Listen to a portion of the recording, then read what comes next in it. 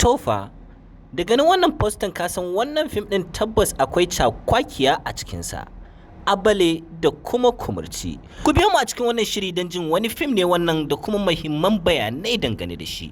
Idan wannan ne zuwan ka karo na farko zuwa wannan tasha to kar ka manta da danna subscribe da kuma alamar kararrawa domin sanar da kai da zaran mun ɗora sabon bidiyo da ke da alaka da masana'antar shirya fina-finan Hausa na kannywood ko batu akan mawakan ƙasar Hausa. Babban mai shirya muku fina-finan nan wato Abubakar Bashir mai shadda shi yayi wa masoyansa albishir da sake wannan ƙayataccen shiri mai dogon zango wanda yi wa lakabi da ɗan jarida. Babu shakka shiri ne na musamman da ya bambanta da sauran Hausa series da kuke kallo. Shiri ne da yake kunshi da manyan jarumawa da suka hada da shi Abale Kumurci, Kanabaro, Excellency kenan wato Abdullah Amdaz da kuma Awal Isa West da dai sauransu. Tuni dai Abubakar Bashir mai shadda ya sanar da cewa yana dab da sake wannan kayataccen shiri wanda ku kasance da channel ɗinsa mai suna mai shadda Global Resources wanda ke kan manhajar kallo na YouTube. Ku tabbatar kun danna masa subscribe domin samun ita wannan shiri da ma sauran fina-finan Hausa da al'amura da suka shafi masana'antar Kannywood.